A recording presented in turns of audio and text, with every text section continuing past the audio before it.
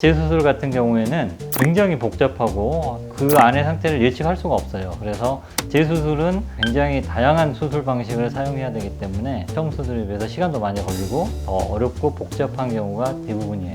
특히 이제 이렇게 구축이나 괴사나 이런 합병증은 코수술에서 심각한 합병증이거든요.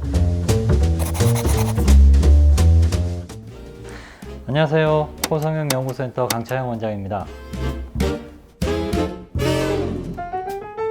코 수술할 때 환자에 따라서 굉장히 간단한 경우도 있지만 복잡한 경우도 많아요. 그래서 오늘은 재수술이나 염증, 구축, 괴사 이런 굉장히 복잡하고 어려운 수술에 대해서 이야기를 해볼까 합니다.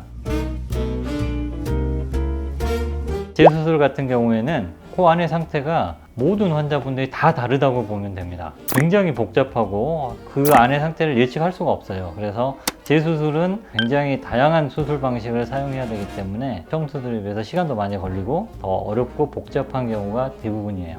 처음에 수술하고 한 달 이내에 생기는 염증은 대부분 오염이 된 물질이 코 안으로 삽입됐다든지 상처 관리가 잘 되지 않아서 염증이 생기는 경우가 한 달 이내에 생기는 염증이에요. 한 달 이후에도 가끔 염증이 생기는 경우들이 있어요. 이거는 이제 보형물 같은 걸 사용했을 때 본인의 면역력이 많이 떨어지는 경우에 아무래도 이물 반응이 나고 그게 방치됐을 때 염증으로 이어지는 경우도 많고요. 염증이 심하게 있는 상태에서는 모양을 만들거나 이런 정교한 수술을 할 수가 없어요. 그래서 염증이 있을 때는 일단 치료의 목적의 수술을 먼저 하게 되죠. 원인이라고 생각하는 것들을 다 제거를 하고 약물 치료를 비롯해서 충분히 조직이 건강해질 때까지 한 6개월 정도 기다렸다가 2차 수술을 하게 되는데, 더 문제가 되는 경우에는 염증이 치유되는 과정 중에 구축 조직이 생기는 경우가 많아요. 그래서 코 모양이 찌그러지거나 변형이 들리거나 이런 변형들이 많이 생겨서 그런 경우가 이제 수술하기가 훨씬 어려워지는 경우가 되는 거죠.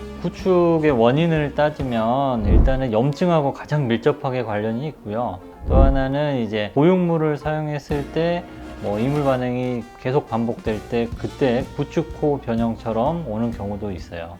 일단 수술하면서 굉장히 어려운 것 중에 하나가 찌그러지고 딱딱해진 피부를 부드럽게 늘리는 게 굉장히 힘든 작업이 되고요. 자가늑연골처럼 튼튼한 연골을 사용해서 수술을 하지 않으면 추후에 다시 재구축이 된다든지 모양의 변형이 오는 문제들이 생길 수 있어서 일반 다른 재수술에 비해서 훨씬 더 까다롭고 굉장히 어려운 게 구축코 수술인 거예요. 코 수술을 하는 도중에 코끝 쪽으로 가는 혈관의 손상이나 이런 것에 의해서 콧등 쪽의 피부가 실제로 괴사되는 경우가 가끔 있어요. 특히나 이제 처음 수술보다는 재수술에서 조금 더 흔하고요. 특히 복코처럼 아무래도 피부 아래쪽 연조직을 좀 제거하거나 이렇게 해야 되는 수술에서는 괴사의 위험성이 조금 있다고 생각하셔도 되고요.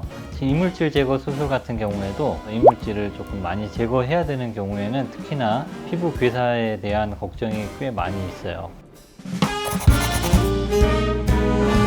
특히 이제 이렇게 구축이나 괴사나 이런 합병증은 코 수술에서 심각한 합병증이거든요. 비개방으로 수술을 하고 있는 이유 자체도 비주동맥이나 이런 부분을 손상시키지 않고 수술을 하는 것만 가지고도 콧등 피부에 대한 괴사의 위험성을 많이 낮출 수 있어서 안전하게 더 좋은 결과를 많이 만들고 있기 때문에 비개방으로 해도 충분히 그렇게 복잡하고 힘든 수술도 가능하다고 생각해요.